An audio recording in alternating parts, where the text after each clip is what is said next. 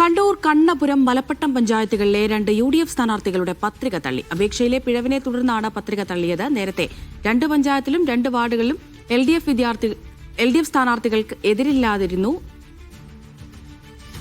ബിജീഷ് ഗോവിന്ദൻ വിവരങ്ങൾ നൽകാനായി ചേരുന്നുണ്ട്. ബിജീഷ്, ഇപ്പോൾ ആരുടെയൊക്കെ പത്രികയാണ് തള്ളിയത്? എന്തായിരുന്നു ഇതിലെ പിഴവ്?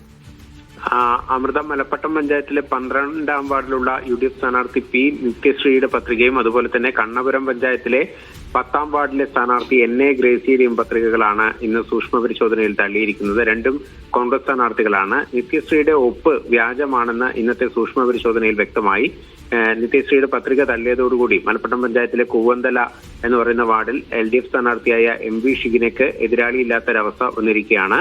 ഒപ്പം തന്നെ കണ്ണപുരം പഞ്ചായത്തിലെ 10ാം വാർഡായ തൃക്കോത്തിലെ UDF സ്ഥാനാർത്ഥി ഗ്രേസി പത്രികയ്ക്കൊപ്പം സത്യവാങ്മൂലം സമർപ്പിച്ചില്ല എന്നുള്ള കാരണത്താലാണ് ഇപ്പോൾ പത്രിക തള്ളിയിരിക്കുന്നത്. ഇവിടെയും CPMലെ സ്ഥാനാർത്ഥിയായിട്ടുള്ള പ്രേമ സുരേന്ദ്രന് എതിരാളിയില്ലാത്ത അവസ്ഥയാണ് വന്നിരിക്കുന്നത്. നേരത്തെ അമൃത സൂചിപ്പിച്ചതുപോലെ തന്നെ ഇന്നലെ നാമനിർദ്ദേശ പത്രിക സമർപ്പിക്കാനുള്ള സമയപരിധി പൂർത്തിയായ ഘട്ടത്തിൽ 2 പഞ്ചായത്തുകളിലും 2 വാർഡുകൾ വീതം LDFന് എതിരില്ലാത്തൊരു സാഹചര്യം നിലനിന്നിരുന്നു. ഇപ്പോൾ ഓരോ വാർഡുകൾ കൂടി LDFന് എതിരാളിയില്ലാത്തൊരവസ്ഥയിലേക്കാണ് കാര്യങ്ങൾ വന്നുകൊണ്ടിരിക്കുന്നത്.